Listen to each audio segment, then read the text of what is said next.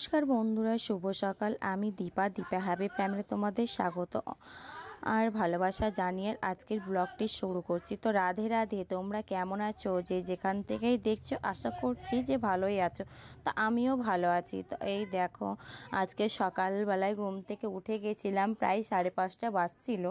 তো একটু লেট হয়ে গেছে উঠতে। তো উঠে গিয়েই দেখো সকালে ডেলি রুটিন কাজ যা যা মেয়েদের সংসারে থাকে যাবতীয় সেগুলোই শুরু করে দিয়েছিলাম।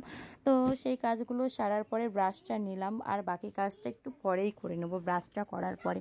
তো ব্রাশটা হয়ে গেলে তারপরে চলে এসলাম বাসন নিয়ে। তো বাসনটা মাজতে মাজতে উঠে চলে গেছিলাম বারান্দায়, কারণ বৃষ্টি এতটাই পড়ছিল যে আমাকে বারান্দায় উঠে যেতেই হলো বাসনগুলোকে ছেড়ে। তো তা বৃষ্টিটা ছাড়ার পরে বাসনগুলো মেজে নিলাম, আর ধরো যেগুলো কাচাকুচি ছিল সেগুলো করে নিলাম। তো কাচাকুচি করে মেলবো, সেই মেলাটারও জায়গা নেই, কারণ সবাই ধরো আছে আমাদের বাড়িতে 4 ফ্যামিলি, বুঝতেই পারছো যে মেলার জায়গাটা সহজে পাওয়া যায় না। তো এদিকে ওদিকে দড়ি টাঙিয়েই তারপরে মেলি আমরা।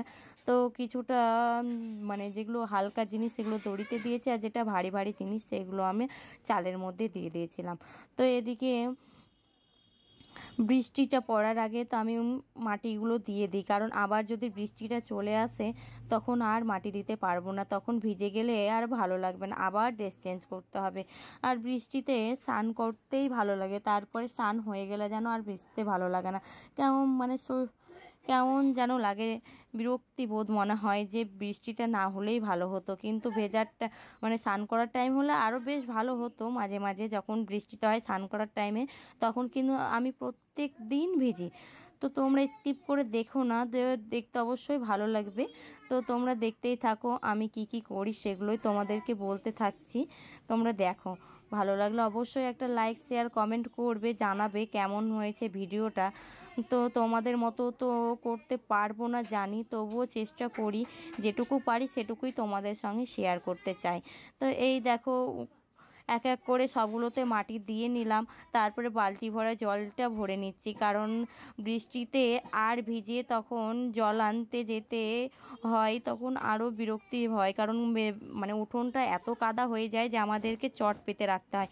কারণ দেখোই তো বাড়িতে মানুষ অনেকজন, আর নিচে ঢালাই করা নেই, কাদা আছে, মানে বালি মাটি ফেলা আছে, বালি মাটিগুলো ধুয়ে ধুয়ে চলে গেছে, আর তলায় যে ছাই মাটিগুলো সেটা যখন স্নান করার টাইম হয় তখন আমি বৃষ্টিতে ভেজি, কারণ বৃষ্টি ভেজতে আমার খুব ভালো লাগে। তোমাদের কেমন লাগবে জানি না, কিন্তু আমার কিন্তু বেশ ভালোই লাগে। তো তার বৃষ্টি মানে স্নান করার টাইম হলেই বেশি ভালো লাগে। তো দেখতেই পাচ্ছ সব জামা কাপড়গুলোকে গুছিয়ে রেখে দিয়েছিলাম বারান্দায়, কারণ মেলারও জায়গা নেই সেরকম, থাকারই তো জায়গা পাই না সেরকম। তো মেলার জায়গা কোথায় থেকে পাবো বলো? তো এই দেখো চারিদিকে গুছিয়ে রেখে দিয়েছিলাম। তো গোছানোর পরে যখন বৃষ্টিটা ছাড়বে তখন আবার বাইরে মেলে দেব। তো ততক্ষণ আগে লেবু জলটা করে নিয়ে, আর এদিকে আমি কড়াইয়ে ওটস বসিয়ে দিয়েছিলাম, আর চা তো করে দিয়ে দিয়েছি, চাও খেয়ে নিচ্ছে, কাকিমারাও চা খাচ্ছে। বাদের চা খাওয়া হয়ে যাওয়ার পরে বাবা চলে যাবে বাজার। তো বাবা বাজার চলেই যাবে, সবাই টাকা দিচ্ছে বাজারের জন্য, তো বাজার বাবা নিয়ে চলে আসবে।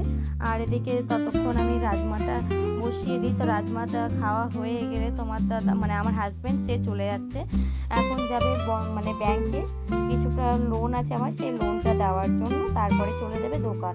তো এদিকে আরেকটা গোষ্ঠীর মানে মেয়ে চলে এসেছিলো টাকা নেওয়ার জন্য, তো তিনি টাকা নিচ্ছেন সবারই। তো আমরা 3 জনা বই করেছিলাম, আমার শাশুড়ি, আমার যা আর আমি, আর এদিকে কাকি শাশুড়ি সবাই, মানে প্রত্যেক ঘরেই ধরে মানে টাকা দিই আমরা, সেই টাকাটা নিয়ে যায় উনি এসে। তো এদিকে তোমার সবজি নিয়ে চলে এসছে বাবা। তো কী কী নিয়ে এসছে, আর ডাঁটা, পটল, আর লঙ্কা, আর আদা। তো দেখি কি করা যায়, তো আগে পুজোটা করে নিই তারপরেই করব। তো পুজোটা করার জন্য পরিষ্কার করে নিচ্ছি নিচেরগুলো ভালো করে। তো ঠাকুরের স্থানটা পরিষ্কার করে নিচ্ছি, সঙ্গে ঠাকুরের যে মাটির দেখতে পাচ্ছ ওটা মাটির ঠাকুর আমার রাধাকৃষ্ণ। তো মাটিতে মানে রং, কাঁচা রং, তো ওর জন্য ধরো একটু ভেজা দিয়ে মুছলে যেন রং চটে যায়, তাই একটু শুকনো না মানে শুকনো কাপড় দিয়ে ভালো করে মুছে নিয়ে তারপরে পুজো করে নিলাম। দেখতেই পাচ্ছ আর ফুল দিই না, কারণ বাড়িতে নিষেধ করা আছে, যে ফুল দিতাম মাঝে মাঝে, তো এখন আর ফুল দিই না, নিষেধ করে দিয়েছিল, কারণ দাদু শ্বশুর মারা গেছে বলে ফুল দিতে নিষেধ করা হয়েছে, তার জন্য আর দিই না। তো ভালো লাগে না পুজো দিয়ে, মানে ফুল থাকলেই পুজো করতে যেন মজা আছে আলাদা, তার গন্ধেই যেন মনটা ভরে যায়।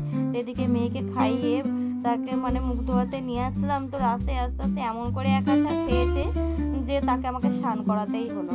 তো আমি তাড়াতাড়ি স্নানটা করিয়ে দিলাম, আর এদিকে কাঁঠাল ভেঙে নিচ্ছে। তো বন্ধুরা, আজকের ভিডিওটা এটুকুই। তোমাদের ভালো লেগে থাকে তো লাইক শেয়ার কমেন্ট করবে।